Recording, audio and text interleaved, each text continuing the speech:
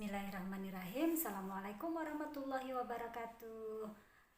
Halo anak-anak ibu, anak-anak yang soleh dan soleha, anak-anak hebat. Hari ini kita akan kembali lagi belajar bahasa Banjar ya.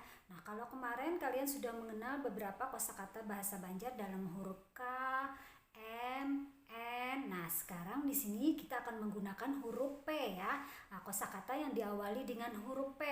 Nah, di sini kalian lihat ya, papat. Papat, papat. Jadi papat itu diawali dengan huruf P ya. Kalian ingat ya bentuknya, kalian sudah tahu. Apa itu sih papat? Papat dalam bahasa Banjar berarti kipas ya.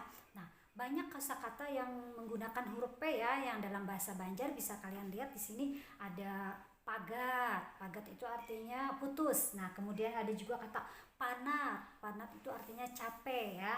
Kemudian pahat ya, kalian tahu alat itu pahat ada merupakan alat ya, alat pertukangan. Kemudian juga ada kata patak. Patak artinya sembunyi ya. Dan kemudian ada lagi parak ya. Parak itu artinya dekat ya. Nah, itu kosakata dalam bahasa Banjar ya yang diawali dengan huruf P. Nah, di sini kita akan mempelajari tentang papat ya.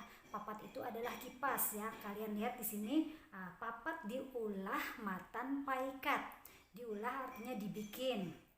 Jadi kipas itu dari rotan ya. Paikat itu adalah rotan ya, hasil hutan. Rotan itu merupakan hasil hutan ya. Gasan artinya untuk ya, untuk bakipas. Bakipas itu untuk dikipaskan ya, untuk mencari angin ya. Nah, kemudian datang angin, awak dingin. Nah, ketika berkipas datang angin, maka badannya menjadi dingin ya, tidak pengap lagi. Di sini bahasa Banjarnya humap. Humap itu artinya pengap ya. Nah, demikian kiranya kalian sudah mengetahui ya kosakata dalam bahasa Banjar apa itu papat ya. Oke, kiranya sampai di sini dulu. Kita sambung untuk pembelajaran berikutnya ya. Terima kasih. Assalamualaikum warahmatullahi wabarakatuh.